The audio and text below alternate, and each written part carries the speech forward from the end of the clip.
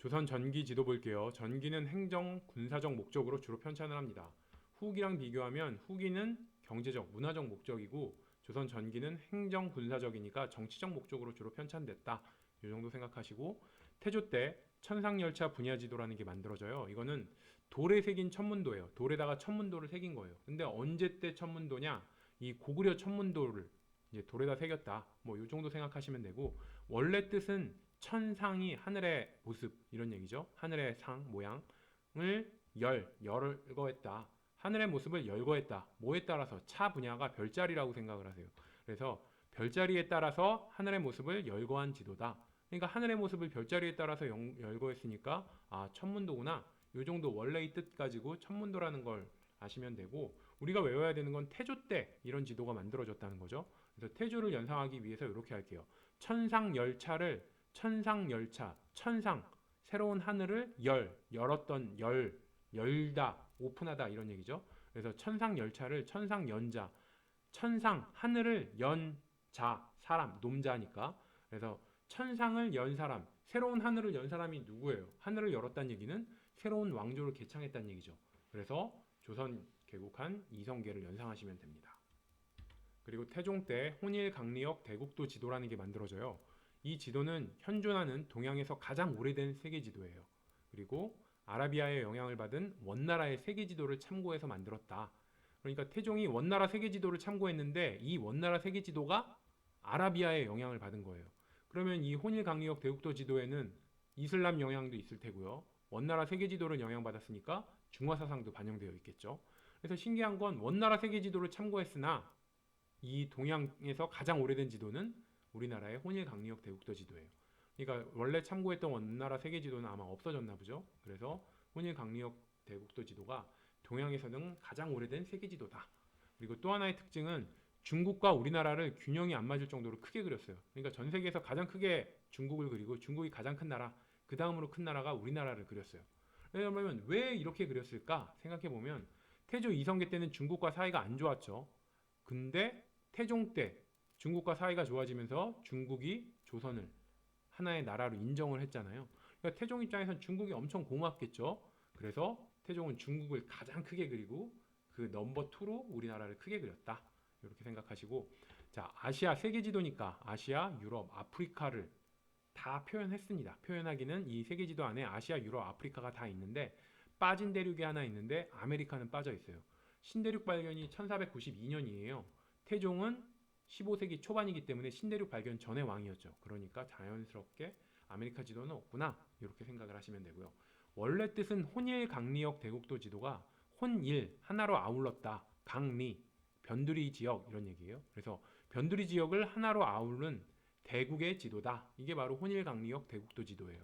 근데 우리는 암기를 위해서 혼일 강리를 혼일 혼자 1등 이런 얘기고 강리는 그 다음으로 강한 2등 혼자 1등 그 다음으로 강한 2등 그래서 혼일 강리에서 숫자 1과 2가 있네 그래서 1과 2에서 원투펀치를 연상하세요. 전세계 원투펀치 뭐였어요? 혼일 강리역 대국도 지도는 중국을 가장 크게 그리고 그 다음으로 크게 우리나라를 크게 그렸다고 그랬죠. 그러니까 전세계 원투펀치가 중국과 조선인 거예요. 그래서 혼일 강리에서 혼자 1등 1과 2 숫자 1과 2가 있네 원투펀치 전세계 원투펀치 중국과 조선 이렇게 연상하셔서 태종이 중국이 고마워서 중국을 가장 크게 그렸고 전 세계에서 가장 크게 그렸고 그 다음으로 우리나라를 크게 그렸구나 이렇게 연상해서 외우세요. 자 팔도도는 태종 때 이회란 사람이 하나 만들고 세종 때 정척도 만들어요. 그러니까 두 왕이 다 팔도도를 만들어요. 근데 부자지간에 하나씩 팔도도를 만들었는데 둘 다 현재 남아있지는 않습니다. 그러니까 상상력을 발휘해서 암기를 해볼게요. 우선 태종 때 팔도도가 만들어졌다. 이걸 외우기 위해서 태종 때 세계지도를 만들었는데 이게 엉터리 지도죠. 중국을 가장 크게 그리고 그 다음 우리나라를 크게 그렸으니까.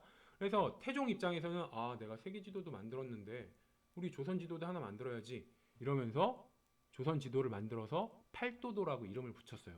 그래서 태종 때는 지도에 숫자가 많이 나와요. 혼 1, 강리 2, 1, 2, 조선 팔도도의 8 이렇게 숫자가 많이 나오더라. 그러니까 숫자를 좋아해서 태종이 조선 지도를 만들고 세계 지도 만들었으니까 조선 지도 만들어야지 이러면서 조선 지도를 만들고 이름을 조선 팔도라서 숫자 8을 넣어서 팔도도라고 지었다.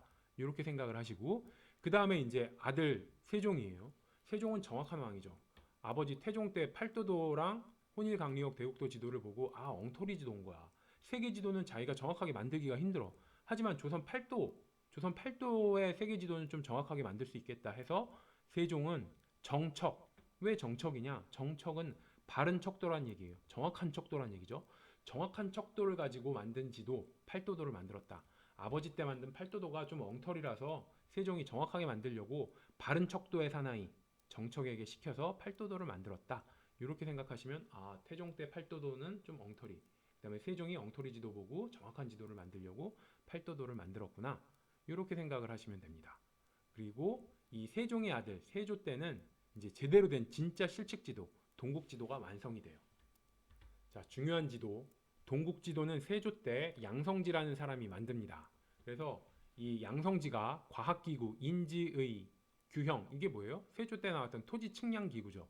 그러니까 이런 토지 측량 기구를 바탕으로 직접 실측을 한 거예요.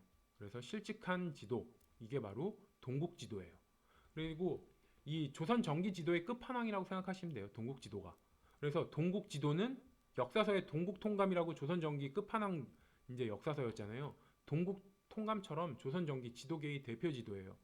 그리고 끝판왕 역사서 동국 통감, 끝판왕 지도 동국 지도, 끝판왕 지리지 하면 동국 여지승남이에요. 그래서 다 끝판왕 조선 전기의 끝판왕에는 다 동국이 붙더라. 이 정도 생각하시고 일단 암기를 해야겠죠. 세조 때 양성지라는 사람이 동국 지도를 만들었다. 이걸 외우기 위해서 세조는 제가 한번 말씀드렸어요. 꿈에 단종 엄마가 나타나서 침을 뱉은 거예요. 세조한테. 그 다음에 세조가 피부병으로 엄청 고생을 해요. 그런 얘기가 이제 야사로 전해져요. 그러니까 이렇게 생각을 할게요. 세조는 피부병이 양성이라서 음성 양성에서 양성이면 병이 발현됐다는 얘기고 음성이면 병이 발현 안 됐다는 얘기예요. 그러니까 세조가 피부병 양성이라서 등을 긁는다. 피부병이니까 막 등을 긁는 거예요. 등극지, 등을 긁지. 아, 세조가 피부병 양성이라서 등극지. 이렇게 생각해서 등극지에는 등극지도. 그래서 동국지도를 연상하시고 양성에서는 만든 사람이 양성지다. 이걸 생각하시고 세조가 피부병으로 고생해서 세조가 피부병이 양성이라서 등을 긁지, 등을 긁지. 동국지도는 세조 때 양성지가 만들었다. 이렇게 생각하시고 양성지가 만든 동국지도는 실측지도라고 그랬죠. 세조 때 인지, 규형 같은 토지 측량 기구가 나와서 이걸 바탕으로 실측해서 만든 지도 동국지도잖아요. 그래서 양성지 하면은 실측의 대가예요. 실제 측정하는 실측의 대가예요. 왜 실측의 대가가 됐냐? 양성지가 성스러운 장소죠. 성지를 그냥 계속 돌아다닌 거예요. 그래서 성지를 돌아다니면서 실측했다. 그래서 양성지는 성지순례를 그렇게 좋아한 거예요. 성지순례했다는 얘기는 직접 돌아다녔다는 얘기니까 실측했다는 얘기죠. 그래서 양성지는 실측의 대가인데 실측의 대가가 된 이유가 성지순례, 성지를 그렇게 순례하고 돌아다녀서 실측의 대가가 됐다. 그래서 양성지를 실측의 대가라고 생각하시면은 양성이라서 등극지, 그래서 동국지도가 바로 최초의 실측지도다. 이렇게 연결하시면 되고요. 조선 후기 영조 때 정상기라는 사람이 또 동국지도를 만들고 이 지도는 최초로 백리척을 사용했거든요. 요 영조의 암기법은 조선 후기 지도에서 할게요.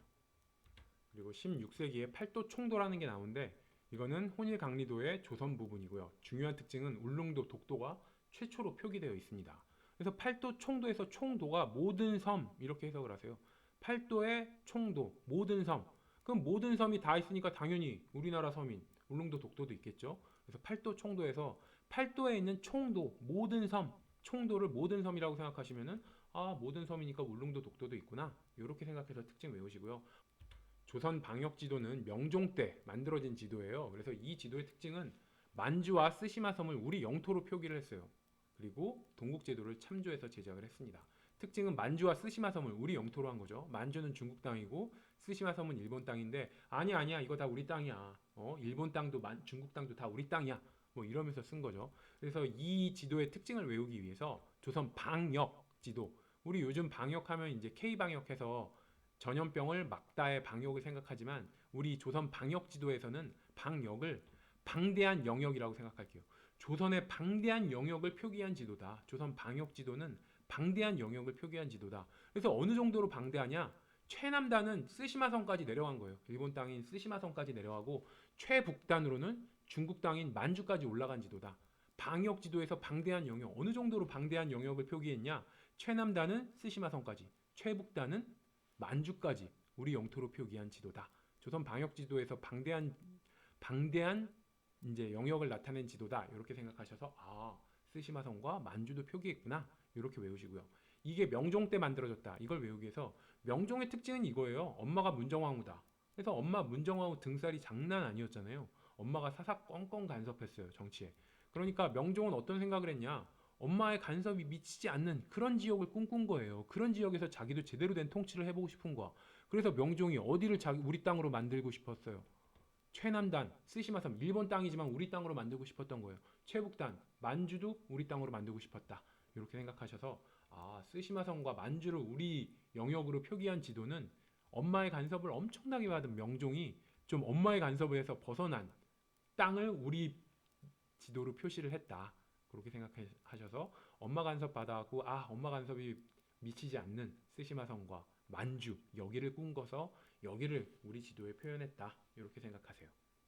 정리해 볼게요. 천상열차 분야 지도는 태조 때 천문도라고 그랬어요. 그래서 태조 때 만들어졌다. 이걸 외우기 위해서 천상열차를 하늘을 연자, 천상열차를 새로운 하늘을 연자, 새로운 하늘을 열었다는 얘기는 새로운 왕조를 개창했다는 얘기고, 그래서 조선을 건국한 이성계, 태조를 연상하시면 됩니다.